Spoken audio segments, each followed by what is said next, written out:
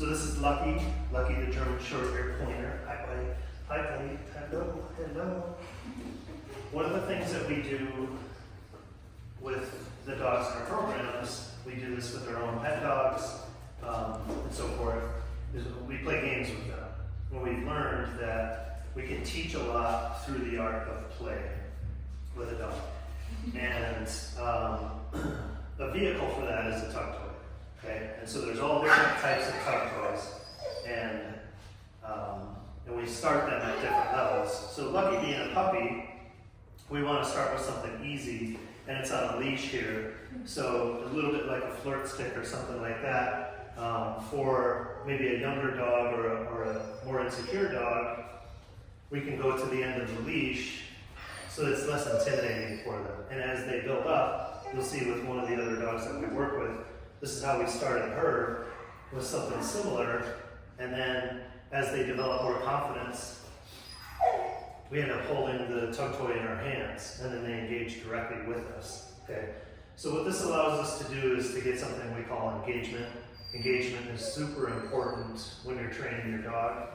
Allows you to get control in high distraction environments.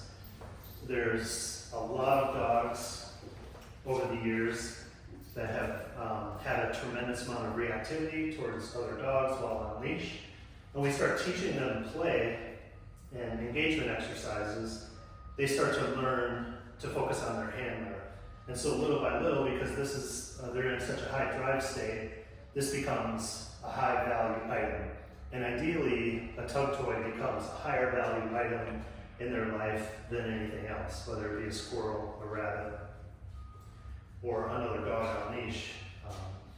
And in addition to that, the other idea behind it is that when we start to teach them while our pets are in a high drive state, it allows us to start controlling them while they're in a high drive state in other contexts. For example, I mentioned rabbits or squirrels, chasing wildlife, whether it's deer, so forth.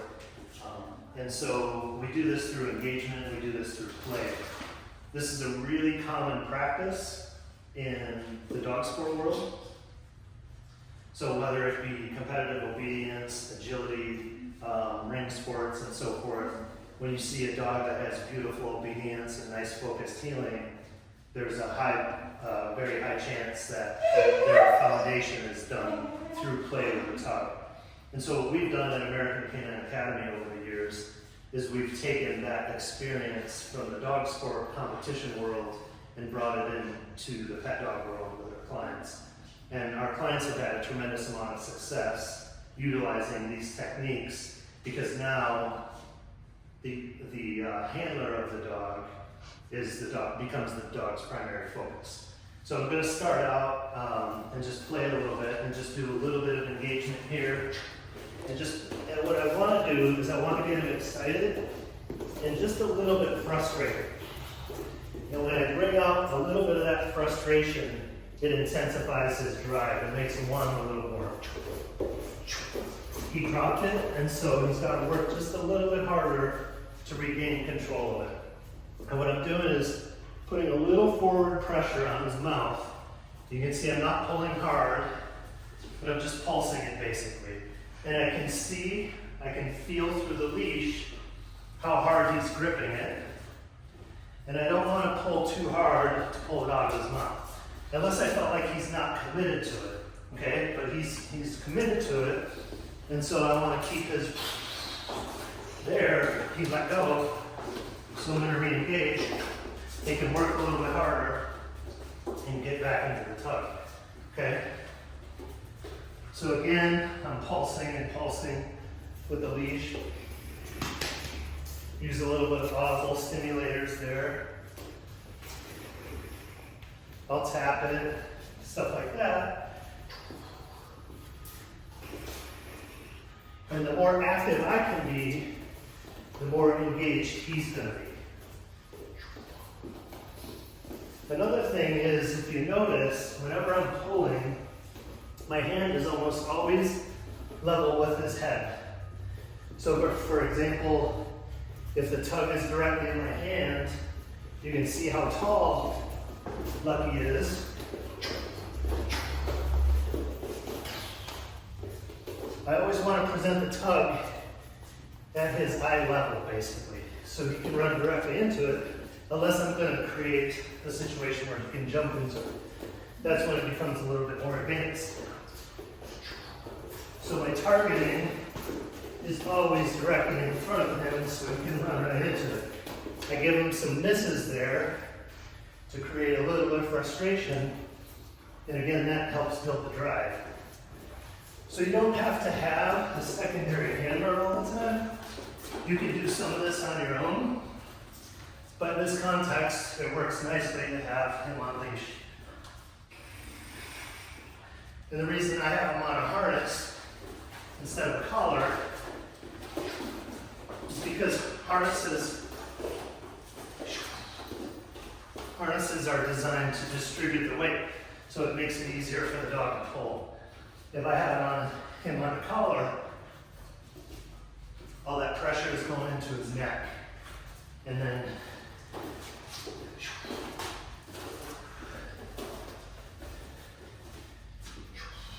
good boy. So now here I'm just going to test him a little bit. I'm looking at his body language and his eyes to see if he's intimidated as I approach. And each time he re-engages very well. If I see his energy tapering off like it was, then I become more animated.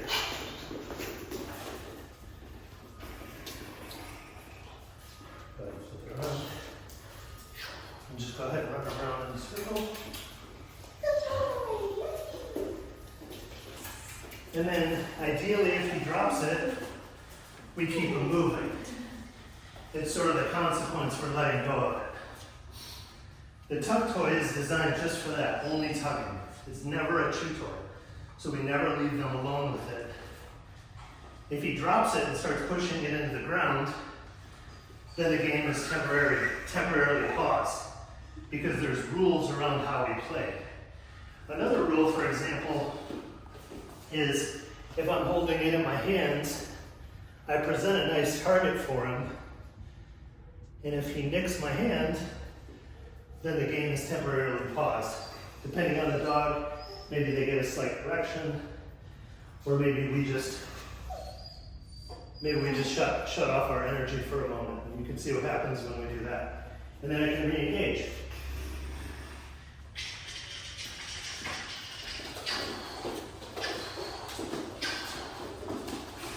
Go ahead and run around. So I can see Lucky's energy is tapering off. So I'm not going to continue to tug with him too much. So now what I'm doing is allowing him some victory laps. He just gets to carry it here with his handler. And again, when he drops it, there's a consequence to that. So walk away. He looks like he's still ready to play. So I'll test him out.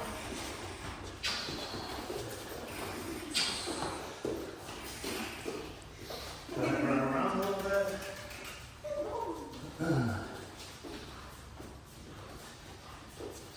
And then in addition to that, equally as important as everything we're working on and talking about right now, is the outing process. I'm of the opinion that dogs in every single discipline, from pet dogs to ring sports to obedience, wherever it might be, should always have very good outs. And outs are actually far easier to teach than you can imagine. Unfortunately, a lot of people will put a lot of pressure on dogs to out, and it becomes, and then the dogs start to develop a lot of possessiveness when you want them to release the item. So my approach is, as soon as I get them to release it, their reward is to get it right back, and it restarts the game. And so this is extremely helpful. The younger they are, the more helpful it is to start at that point, because you can imprint them upon a young age. And then that helps avoid any possessive behaviors. We have a Rottweiler we'll play with here in a few minutes. And she didn't start training like this until she was about 4 years old. And now she's almost 5 years old. So although she does really good, has excellent drive for the toy, and I have great control, her outing can sometimes slack a little bit. But if she would have started at 8 weeks, 12 weeks, maybe 16 weeks old, and was imprinted with good outs, then her outs would be very, very clean at this point. So starting them young is really, really helpful. But a dog at any age can go through this, as long as they have good drive for their toy. So he gave some really good effort there, so I want to reward that. Again, I'm keeping my hand roughly at his head height, maintaining that stimulation, that forward stimulation. And then I'm going to just do one out here. So I want to pedal a little bit and reward him for this. And then I'm just going to slowly up. I'm turning off the game because he bit my hands. Up. Yes. And then I restart.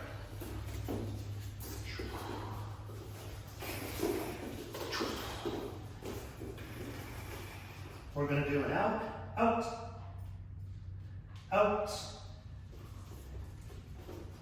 I'm going to have him pause. Yes! And that's his reward for outing. Go ahead and take my around.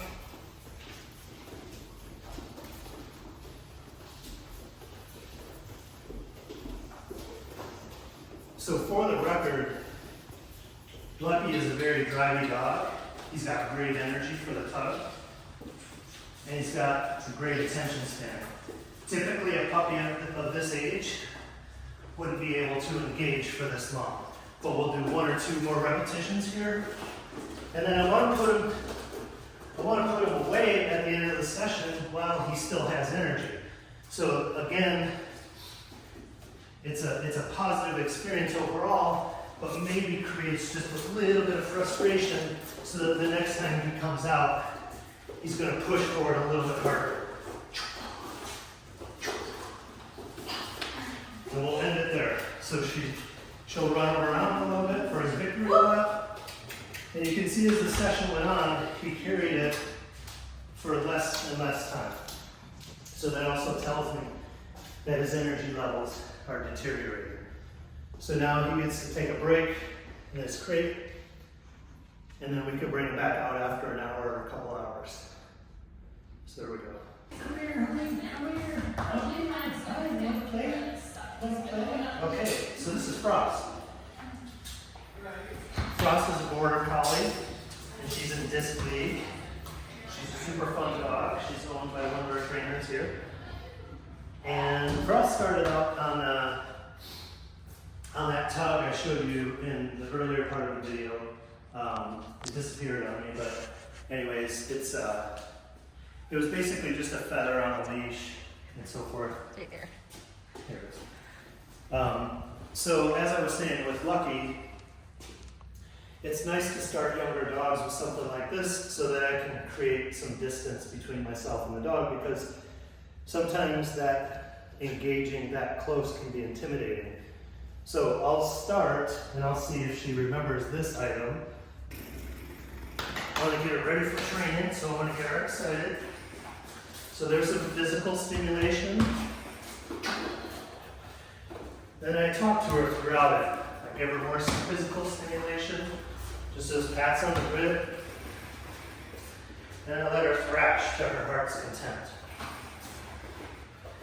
Plenty of audible stimulators there. You can hear her becoming more and more activated.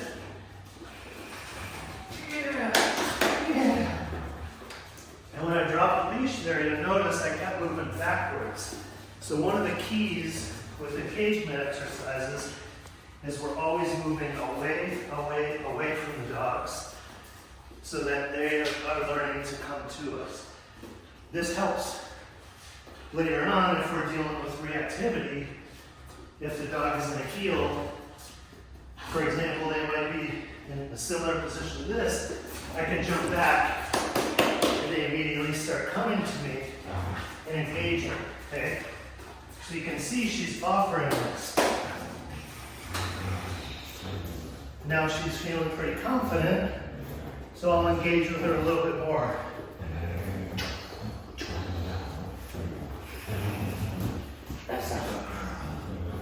So some more physical stimulators there. Some audible stimulators.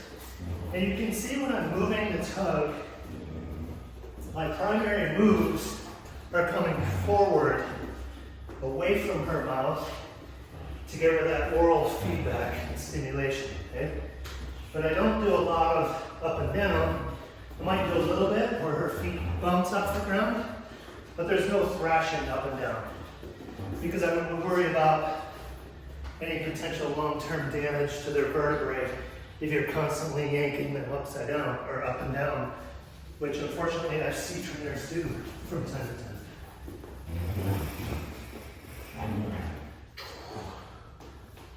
Up. Yes! So she just performed a beautiful out for me there. And as a reward, I jump away from her, and that triggers the prey drive. And she gets to jump or lunge into me and reacquire the toy. Oh, yeah. Out. Yes. You'll notice when I ask her to out, I'm not pulling forward at all. Because any forward pressure she feels on the toy at that point is going to force her to engage. It's basically an involuntary response. So what I want to do is I want the toy to remain absolutely stationary. Yes! And I said house there, which I sometimes use the German command on accident, out of habit.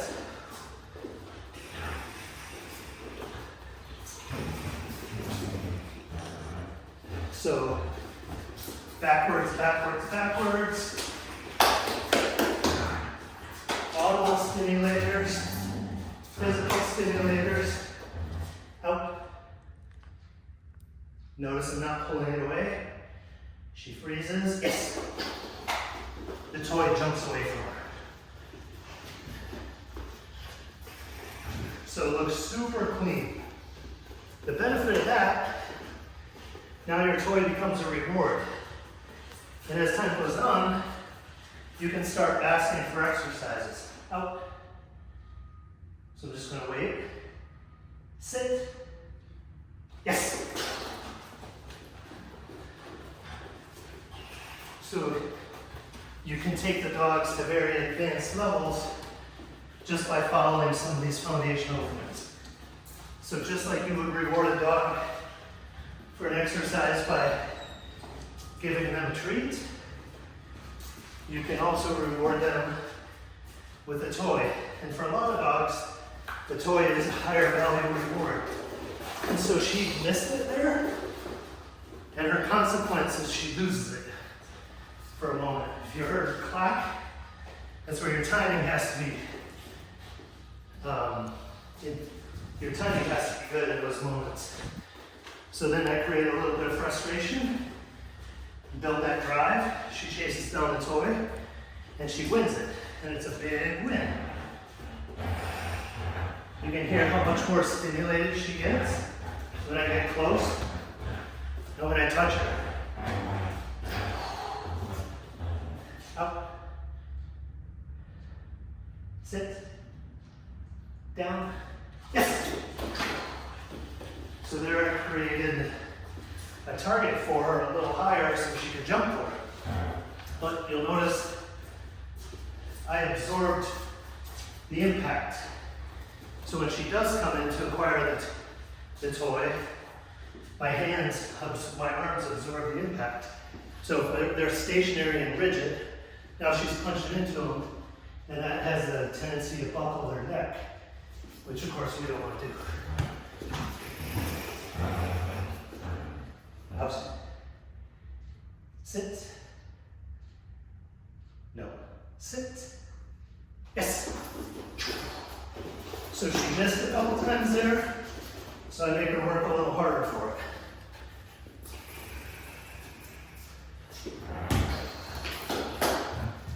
And again, as I was saying before, you see how much they love the game because they engage with you and they want to follow you. So now you have all their attention. Out. Sit. No. Frost. Yes.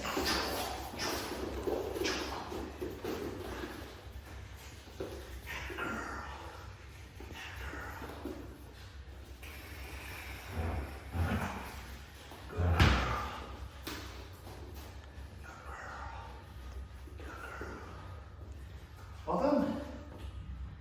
You're all done. So then when I'm ready to end the game, I just calmly take it away without consequence. All done. And I'll hang this away up or I'll put it on the shelf wherever it belongs. Say, you're free. You're free. And now they can go back to doing whatever they were doing. So this is Opal. Opal's almost 5. Right, Opal. She came into my life full time about a year ago. And she didn't really have this kind of foundation, but she has all the drive in the world, especially for a Rottie, to play toy. So this has become a primary motivator in Opal's life.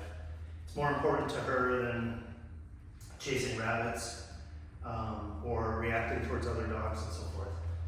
And so, kind of going through the different dogs that we've worked with, so she would be a little bit more advanced in the sense that she's got a harder bite, so she can bite a harder toy. This is a fire hose toy. It's not usually my go-to, but it's something that I think she'll be okay with. I prefer French linen tugs. And you can see from her eye contact and her attention on me that she's ready to go. I taught her the look command. So at any time, look, I can say look, and I'll get that eye contact. Hi, honey. Look. Say it. And so, as with the other dogs, the release and reward word we use is yes. Okay, so I say yes, and I put some energy behind it. I present a nice target for her. And then she gets to bite. She gets to play. Okay.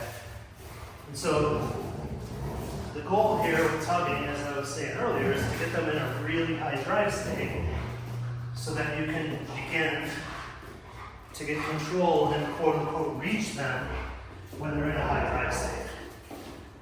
Out. Yes.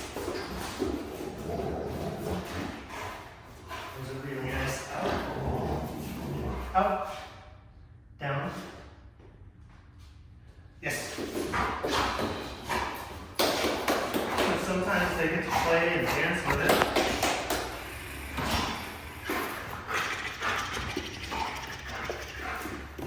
Opal has preferences. She likes to play with basketballs.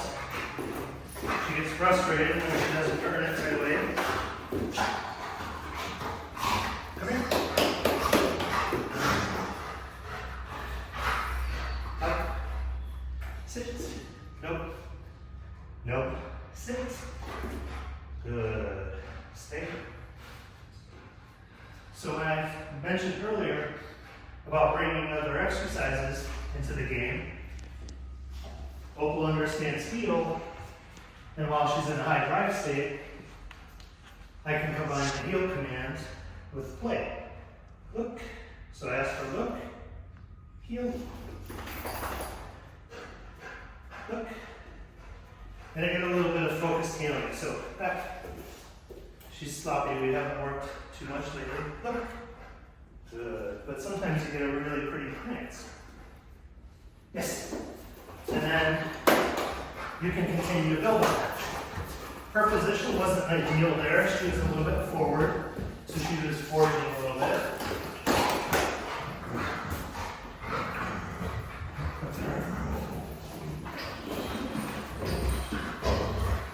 But you see how I do these pulses with her?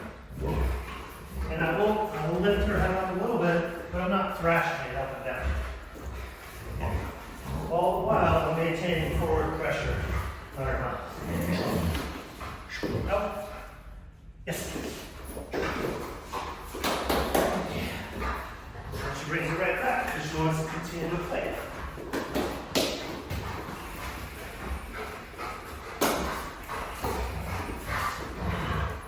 Out.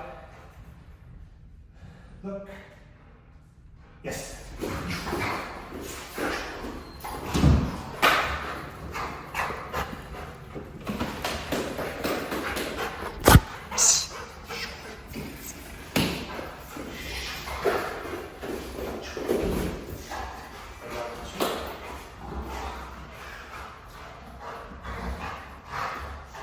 Out.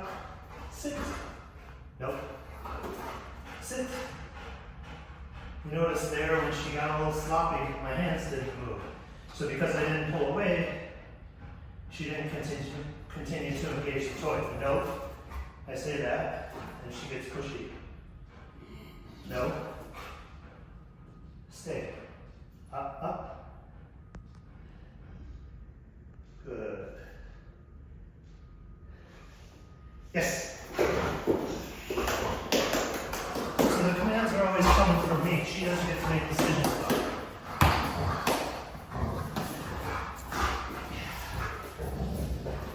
Up. Up. Up. Yes. Hold. Up. Down. Heel.